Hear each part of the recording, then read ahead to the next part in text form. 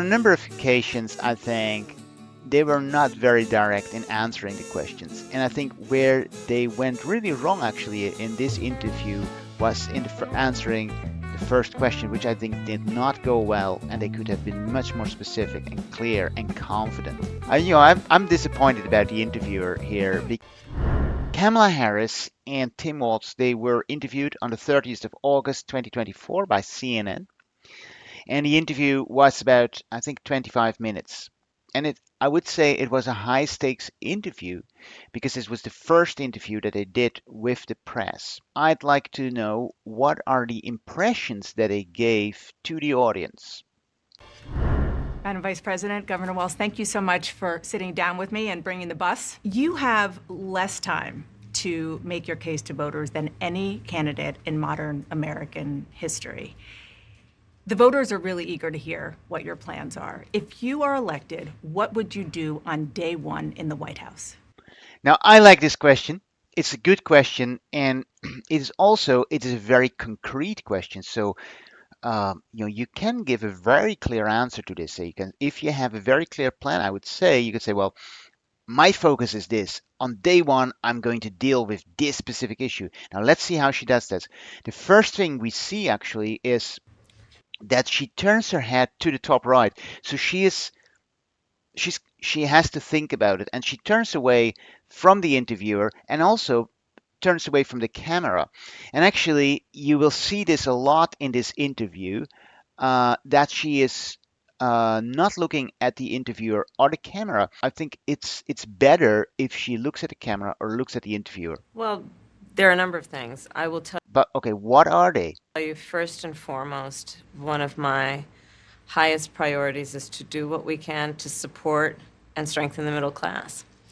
And then, okay, she said, well, we want to support the middle class, but okay, but I think he or she she had an opportunity to say, for example, what is it specifically that you're going to do for the middle class? We're going to support the middle class, okay, but how? What are you specifically doing? What are you thinking of? She didn't do that. So I think here, this is, I would say, a somewhat missed opportunity. Now, of course, you could argue that this is the nice thing of a one-to-one unscripted interview where you can see how these people are prepared for this. Now she has stuff prepared, and you will see this is now coming in.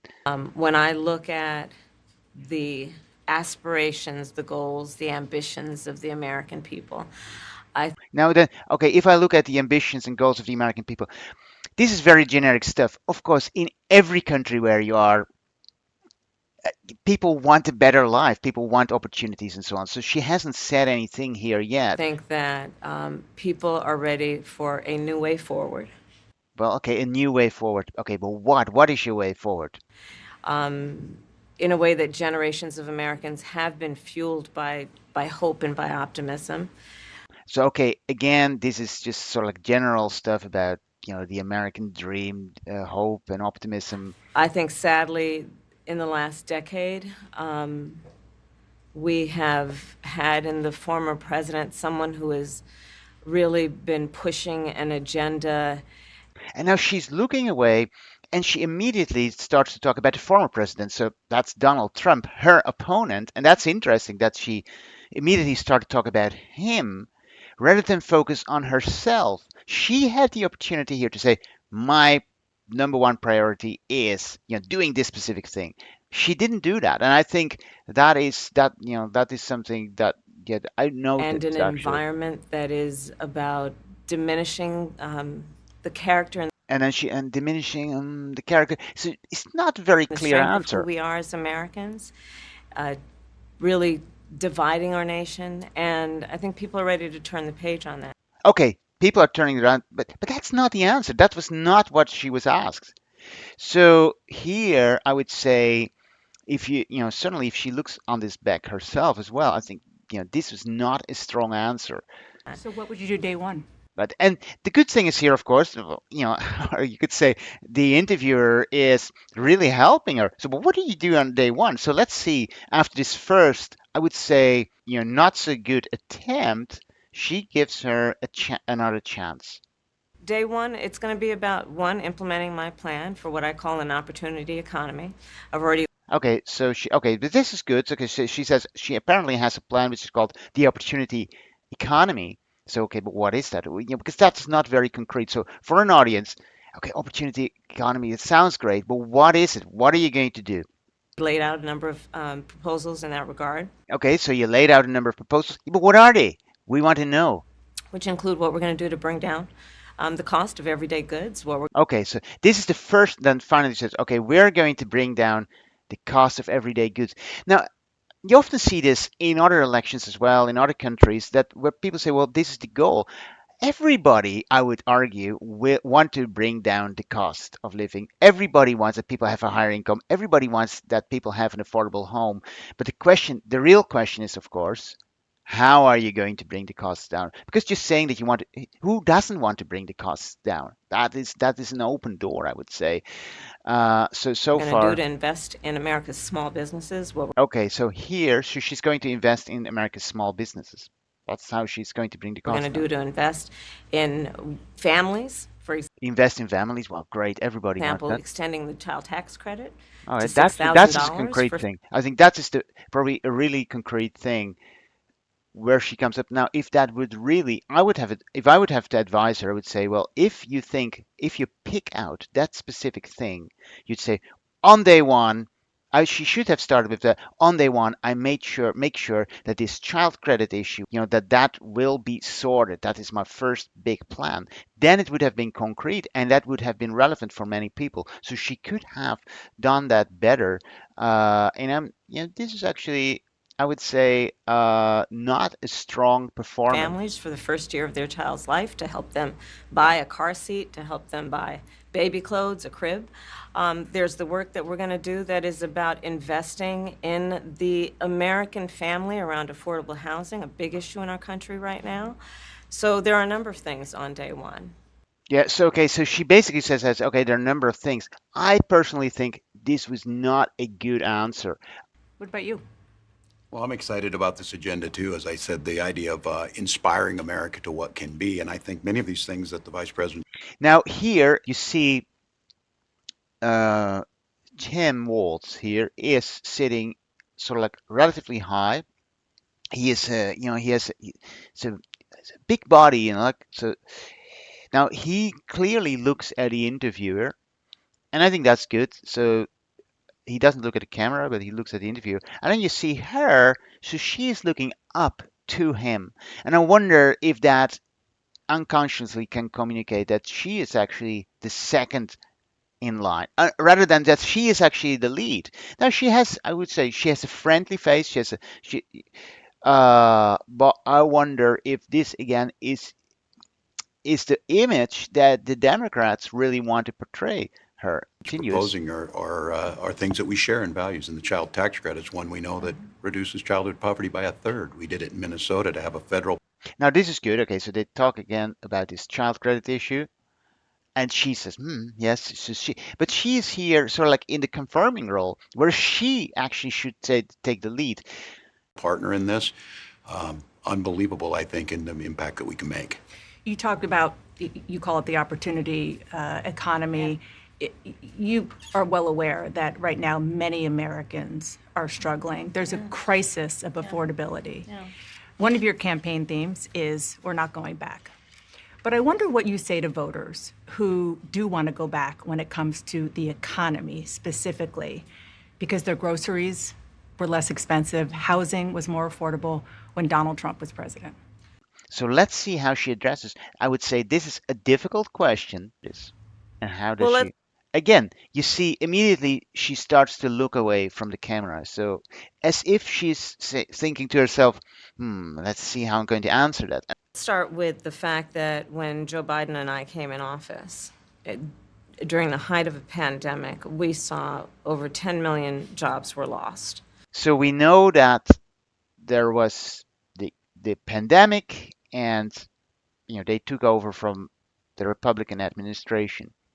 So I think those are the right things, if you know, if she had to put on anything, well, that's the thing to say. Well, it was the fault of COVID, which is fair enough. You know, around the world you see similar problem of high inflation after COVID. All tracking the numbers. Hundreds of people a day were dying because of COVID. The economy had crashed. In large part, all of that because of mismanagement by Donald Trump of that crisis. Just blaming all these problems with COVID on the Trump administration, you know, you understand why she does it because you know, these two camps, they blame each other for all the things that go wrong. I mean, is that believable? I mean, let's face it, it was COVID. The administration of Trump was as constrained as any government that is in such a situation. So, is that convincing? I'm not sure, but she goes directly and she jumps on it's Trump's fault. When we came in, our highest priority was to do what we could to rescue America. And today, we know that we have inflation at under 3%. A lot of our policies have led to the reality that America recovered faster than any wealthy nation around the world. But you are right. Prices, in particular for groceries, are still too high. The American people know it, I know it, which is why my agenda includes what we need to do to bring down the price of groceries. For example, dealing with an issue like price gouging, what we need to do to extend the child tax credit to help young families. Now, again, she goes back to these issues. Well, price gouging. I wonder. That's actually quite a interesting term that probably the general public does not understand exactly what she means. It's very technical. She becomes very technical here. Uh, Again, is that convincing? I'm not sure, but at least you know she does a job here of answering it. Be able to take care of their children in their most formative years. What we need to do to bring down the cost of housing. My proposal includes what would be a tax credit of $25,000 for first-time home buyers, so they can just have enough to put a down payment on a home, which is part of the American dream and their aspiration, but do it in a way that allows them to actually get on the path to achieving that goal and that dream. So you have been vice president for 3.5 years. Yeah. The steps that you're talking about now, why haven't you done them already? Now, this is of course a good question, and this is nice to analyze a little bit on how she responds. Again, she looks back First of all, we and had to recover as an economy, and we have done that. I'm very proud of the work that now here she does well, I think, in looking at the we interviewer, have done that has brought inflation down to less than but there's a lot of looking away. 3%. The work that we have done to cap the cost of insulin at $35 a month for seniors. Donald Trump said he was going to do a number of things, including allowing Medicare to negotiate drug prices. Never happened. We did it. So now, as I travel in the state of Georgia and around our country, the number of seniors that have benefited, I was in Nevada recently, a grandmother who showed me her receipts. Now here she goes into these specifics. Actually, psychologically, that works, I think, well because it's very concrete. And I think with these sort of like answers, you need to be very concrete rather than academic and theoretical. It's good to be concrete because if you do that, she starts here with this grandmother and she gives this example, I think, which is a good example. Um, where people can have something in their head, right? So they can imagine this lady having a struggle with the prices of medication, and they raise that issue with insulin, the cost of insulin. Often, it's a good issue. Do you still want to ban fracking? No, and I made that clear on the debate stage in 2020, that I would not ban fracking. As vice president, I did not ban fracking. As president, I will not ban fracking. In 20, Now, I think this is something where she had a clear answer, and I think where she had probably been prepared for this because you see, she has a confident and direct answer. Now, she has actually, I saw in a fact check, I think actually of CNN, where they said that she, in this 2020 address, that she actually did not do that.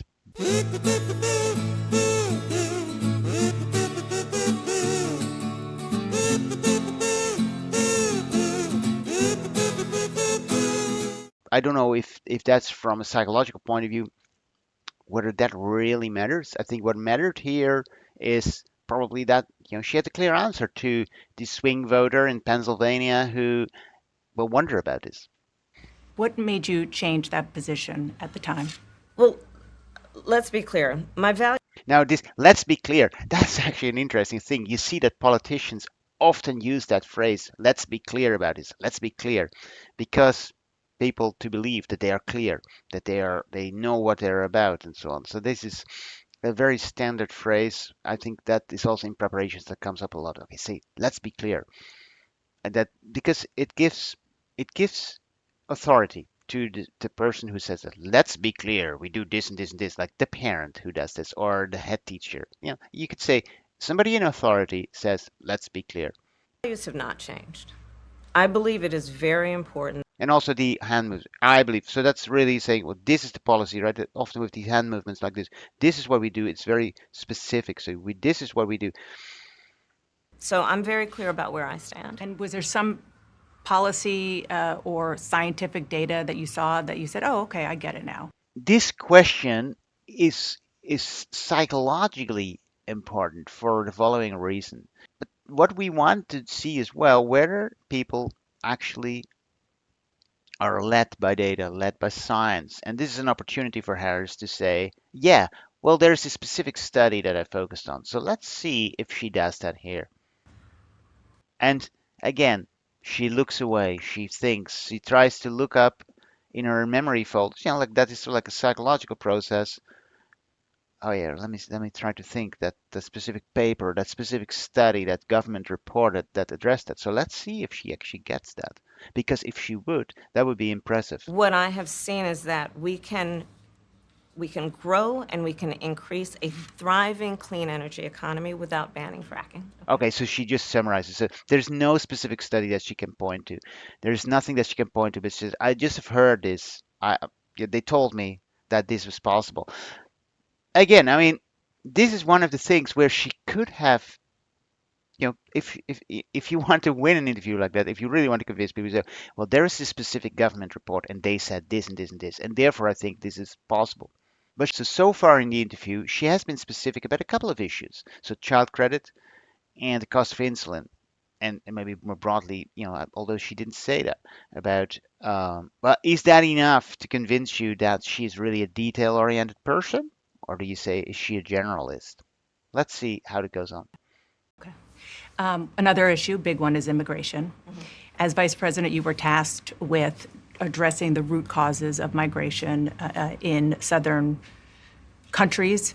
And Now, this is interesting. So if we look a little bit, flip a little bit back, this is a difficult question because this has come back and back. So the Trump campaign said, well, she was the border czar, even though that's of course disputed. But the point is, she knows that this almost certainly would come up in the interview. And look at her body language when this question is asked. addressing the root causes of migration in southern countries. And here, so how is she responding? So she's clenching her hands.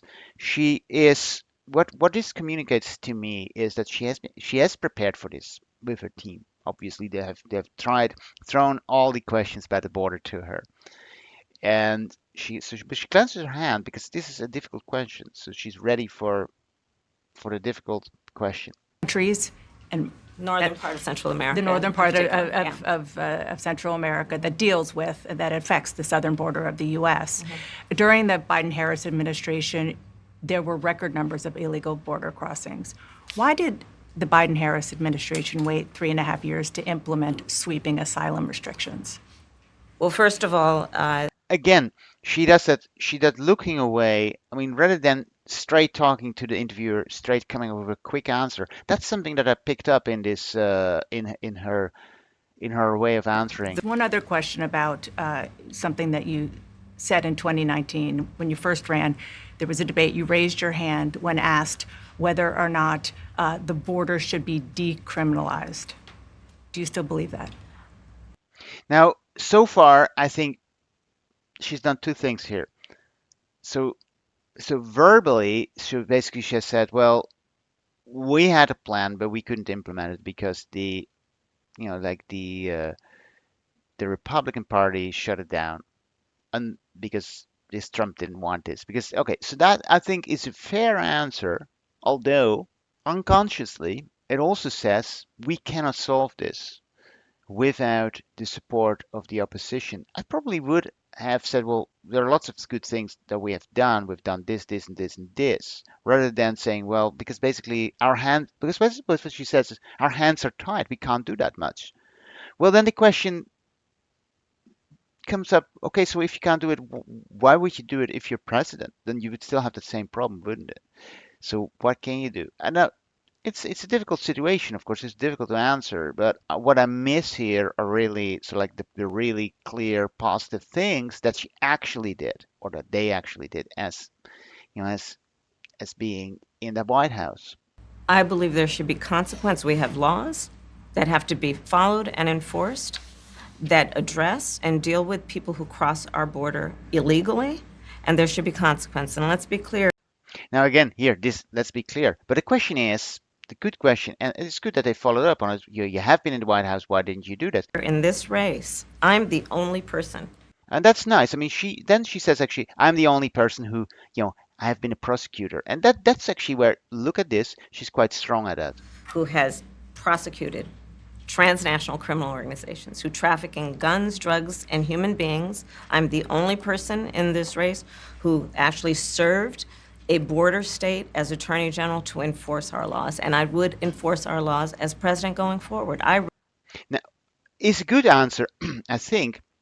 And what you need here is a good interviewer who then says, okay, so you have that expertise, so why didn't you use it? Why didn't you do a better job in the period that you have, in the past 3 years? That is actually, I would say, a good follow-up question. I must say, I'm disappointed about the interviewer here because, there's so many opportunities in this interview where you could have just one simple follow-up question where you could drill down a little bit deeper and say, well, okay, but you have been, so you have that experience. Why did you not use it? Why did people not see the benefit of what you apparently have? If you say there are laws, no new laws have to be signed, right? I guess. So why did you not do that then? And you have all this legal experience. So why did you? So there are laws, as you say, that have to be followed. You have this prosecutor experience. Why not use it? That's a fair question to ask. The interviewer so failed on that, I think, but also I would say Harris and Walz didn't really convince me here. Recognize the problem. Generally speaking, how should voters look at some of the changes that you've made, that you've explained some of here in your policy? Is it because you have more experience now and you've learned more about the information? Is it because you were running for president in a Democratic primary? And should they feel comfortable and confident that what you're saying now is going to be your policy moving forward? Now, again, I like the way I think the interviewer is really good in asking these questions. As I said, I often think that she's not so good in not following up on it, but they're constrained in time, and that's how it is. So let's see what she says then now. Dana, I think the most Again, she's looking away. She's not enough looking at the interviewer, important and most significant aspect of as if she's looking. Well, what did I do? I need to think about it. That's the message she gives here. my policy perspective and decisions is my values have not changed. You mentioned the Green New Deal. I have always believed, and I have worked on it, that the climate crisis is And then you see Walz confirming it. This is actually a really interesting position again, where you see, look, Walz is much higher in the frame, and Harris is a little bit in the back. And this does, in my opinion, not communicate what they supposedly want to communicate. Harris is the leader, and and Tim is just like the running mate, but he's in front. So not so good, I think. real, that it is an urgent matter to which we should apply metrics that include holding ourselves to deadlines around time. We did that with the Inflation Reduction Act. We have set goals for the United States of America and by extension the globe around when we should meet certain standards for reduction of greenhouse gas emissions as an Certain standards, very vague. What's her plan? She could have said here, we will do this and this and this. An example. That value has not changed. My value around what we need to do to secure our border, that value has not changed. I spent 2 terms as the Attorney General of California prosecuting transnational criminal organizations, violations of American laws regarding the passage, illegal passage of guns, drugs, and human beings across our border. My values have not changed. Personally think this is actually good what she does here, because she does 2 things here. First of all, she reiterates her qualifications, and qualifications are important because people know this is the highest office in the country. So what do you bring with you? So what's your expertise? And her expertise is this prosecution expertise, this legal experience, very high office. So that's good that she points that out. And she also says, okay, my values haven't changed. Okay. Is that very convincing? I I think it's probably the best she could do here. I'm not sure if it is, a brilliant answer. It's on, of course, that's only a part of this interview, and we're already quite far in. So in these sort of interviews, I would say there are 2 things. So one is that people pick out later certain parts, like I do in a way now, and also, of course, but people start watching the interview. Maybe people said, okay, let's switch on CNN, let's see what Harris is saying. And then this first question, what would you do the first day in office? That is the question where I think that's the most important question. And okay, so and then the interview goes on. So that is the reality of it. And 4 years of being vice president, I'll tell you, one of the aspects to your point is traveling the country extensively. Again, she's talking and not looking at anyone. She's not looking at the camera. She's not looking at Tim Walz. She's not looking at the interviewer, Dana. I don't think that's good. I mean, I'm here in Georgia. I think somebody told me 17 times since I've been Now she looks at her again. That's good. vice But president in Georgia alone. I believe it is important to build consensus. so altogether, I think what you have is, so you have a person who is not the highest in sort of like the visual frame. Occasionally she is when the camera focuses on her, and then you have her often looking away when she's in the frame. So that's not ideal, and I think they'll probably do the same what I'm doing, and they will probably see that in future interviews. Make sure you look at the interviewer or at the camera, be more confident, and make sure that you're sort of like look at the room where you're sitting. And it is important to find a common place of understanding of where we can actually solve problems. On that note, you had a lot of Republican speakers at the convention. Will you appoint a Republican to your cabinet? Yes, I would. Now this is a softball question. I mean, it's not so interesting, but see how she responds here. Actually, it's an easy question, and it's interesting because with this easy question, you can see how she responds, and it's immediately she has like a nice friendly face, like open eyes, looks at the interviewer very clearly. Yes, I would. I want to ask you about your opponent, Donald Trump. Okay. She clenches her hands and she's sort of like uncertain, but she says a smile, but it's almost as if somebody comes up with you. Oh, really, I want to talk about you with that thing that really difficult thing. He says, oh, all right, okay, okay. I think overall she answers the question well, but let's look I at was it. a little bit surprised. People might be surprised to hear that you have never interacted with him, met him face to face. Now that is actually an interesting point. Look, she is presidential candidate. What I would say, what you would expect, is that all these people at these highest levels, if they're really important, they have met each other somehow. So the fact that she has never met in person the previous president is actually not so good, because it means that apparently she was not important enough to have met him. Interesting. How does she address that? And she's smiling, That's going to change soon. But what I and want to ask you about is what he said last month. He suggested that you happened to turn black recently for political purposes, questioning a core part of your identity. Yeah. Any, Same old tired playbook. Next question, please. that's it? That, Basically what she does here, I don't want to talk about it. And we see this in other interviews as well. And I've commented on this, for example, in the JD Vance interview, where laughter comes in to basically communicate, I don't want to talk about this. Look at how she does that, right? So Any, same old tired playbook. Next question, please. that's it? now, this is typical. You see it in politicians of both parties. They do this laughter to basically say, I don't want to talk about it. And but she had a good phrase here actually. I thought that was quite strong. That she says the same old tired playbook.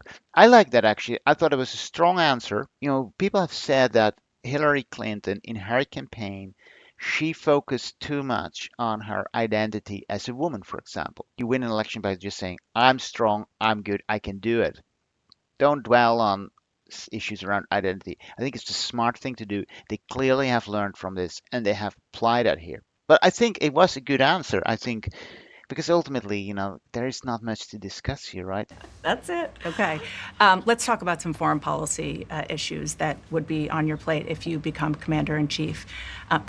Now, here, first time that they talk about foreign policy, this is actually, of course, a really important issue, especially because Trump has spoken much about North Korea, China, Russia, and Israel. And here in this interview, unfortunately, it's very short. There's only this question about Israel Hamas. Would you do anything differently? For example, would you withhold some U.S. weapons shipments to Israel? That's what a lot of people on the progressive left want you to do.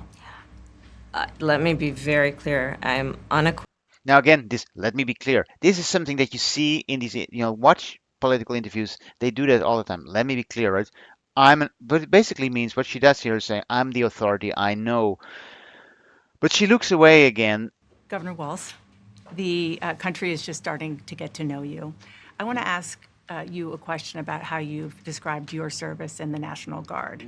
You said that you carried weapons in war, but you have never deployed actually in a war zone. A campaign official said that you misspoke. Did you? Now, this is a good question. Of course, Dana has had this interview with JD Vance. Look at my videos. I have an analysis of that interview where JD Vance repeatedly says Tim Walz is a liar because he said this.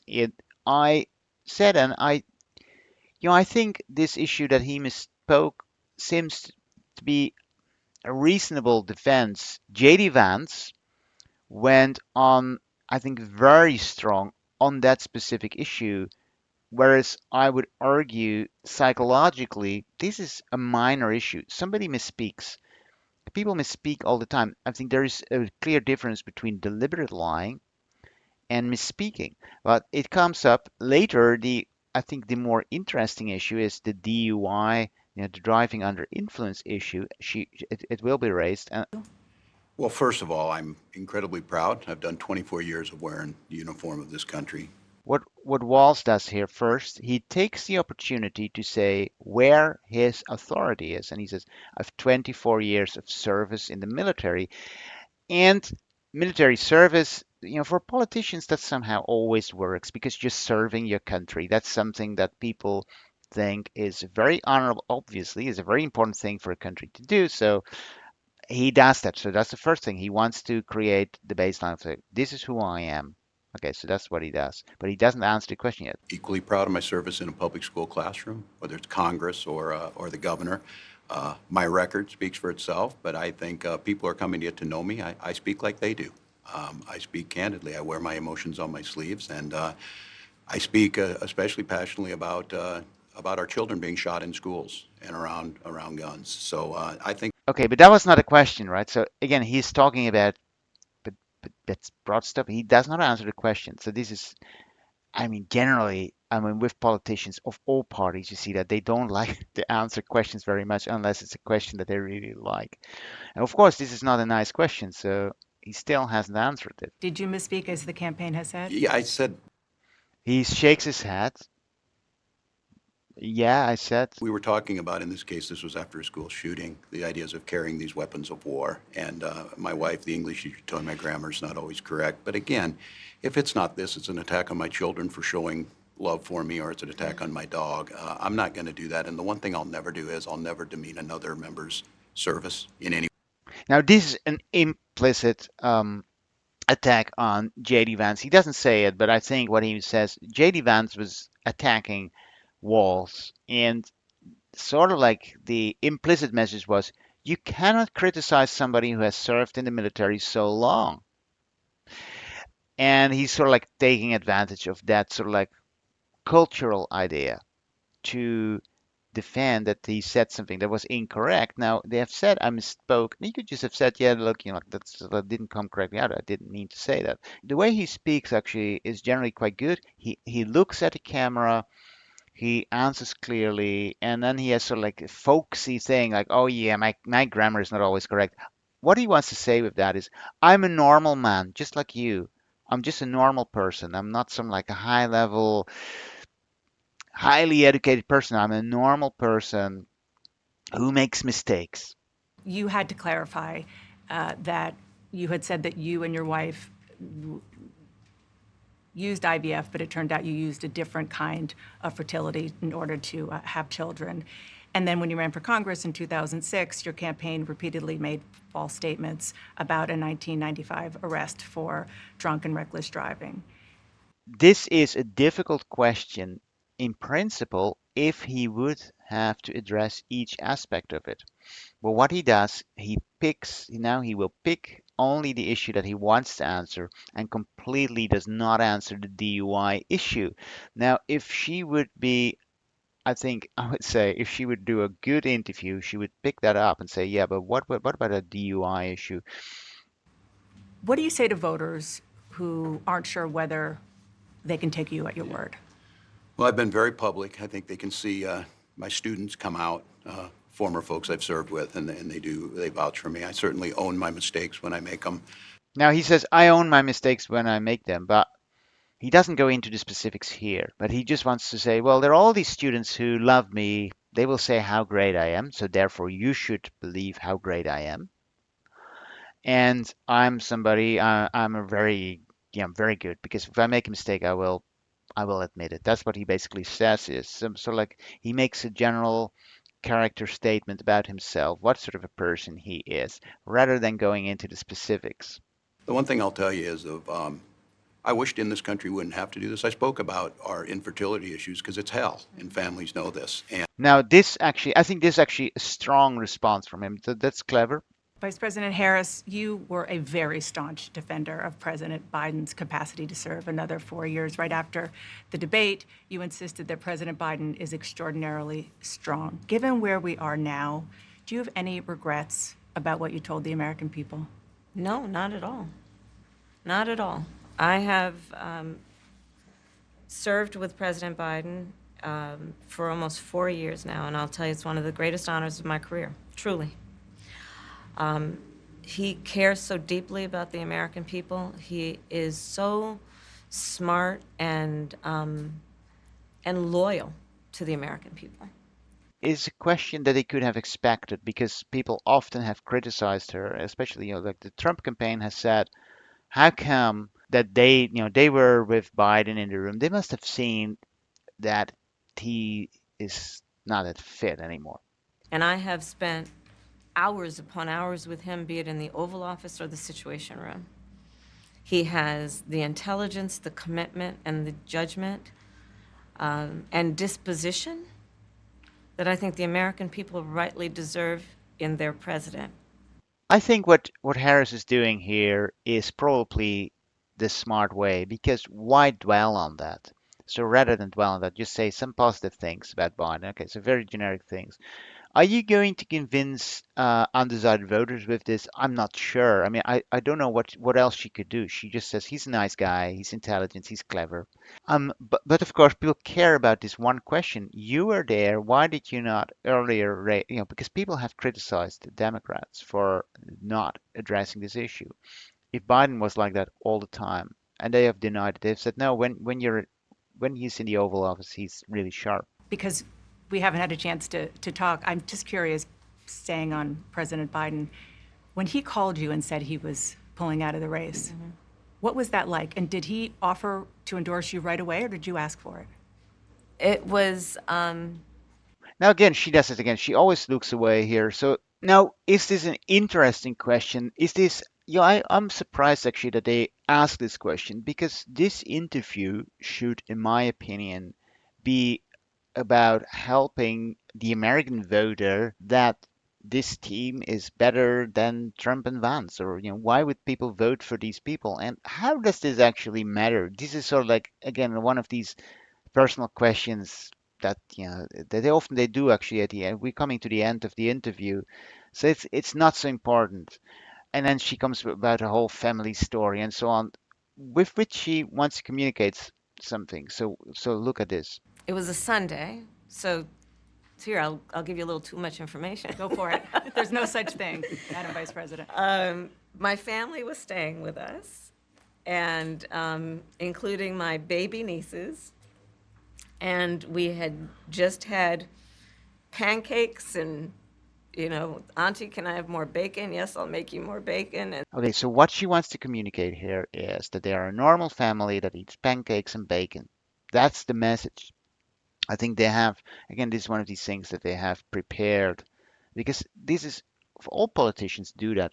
I'm a normal person that if you would come to my house, you would like to have a drink with me. You would enjoy being with me as a normal person. I'm like you. Very important in election campaigns, and it's a psychological. You could almost call it. You could say it's a psychological trick that people try to do, so that you, as the voter, can identify with her and Walz in this case. then we were sitting down to do a puzzle. And then a puzzle. It's not important, is it? Why do we need to know this? I mean, of course, it's not the fault of Harris that she does. Harris takes advantage of the thing that CNN offers her here. But maybe also CNN likes this. It's a little bit, we get an insight in the family life of Harris. And the phone rang, and it was Joe Biden. And he told me what he had decided to do. And I asked him, "Are you sure?" And he said yes. And that's how I learned about it. And what about the endorsement? Did you ask for it? He was very clear that he was going to support me. So when he called to tell you, he said, I'm pulling out of the race and I'm going to support you. Well, my first thought was not about me, to be honest with you. My first thought was about him, to be honest. Now, it's an interesting fact. Did Biden endorse you? I mean, this is something that we have had a discussion about it because we didn't know that initially. We didn't know what the process was going to be. There were different options on the table. And it's interesting for the audience to know, yeah, he supported her. Well, is that the same as endorsing? I'm not sure. So is this convincing? I think it's not so convincing, actually, because it's too obvious here that she does not answer the question by saying, "Oh, it's not about me. It was about Joe Biden. I cared so much about him." But why is that so important? Ultimately, from a voter's point of view, we just want good governance. We want make sure we want to know that the leadership works well. It's not about Joe Biden. It shouldn't be about Joe Biden. So does this convince you as a voter? I find it that I don't find so strong. There are two possibilities. It's possible that he endorsed her, and if that was the case, you could say, yeah, he endorsed me, but I mean, that was not the focus of our discussion. That would be one way to answer it, because I was actually more focused on figuring out whether this was the best way forward, given the strength of Biden and his team. But that would be one way to say it.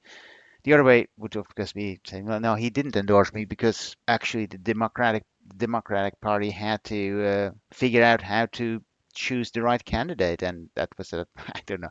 I mean, the different possibilities. I mean, but somehow by not answering it immediately, I think she brings in some doubt, at least for me, about what actually really went on. Um, I think history is going to show a number of things about Joe Biden's presidency. Now, again, history is going to show about it. Now, she she distracts from that, and she's going to say why Biden and of course she as vice president were good. Okay, and then she does that.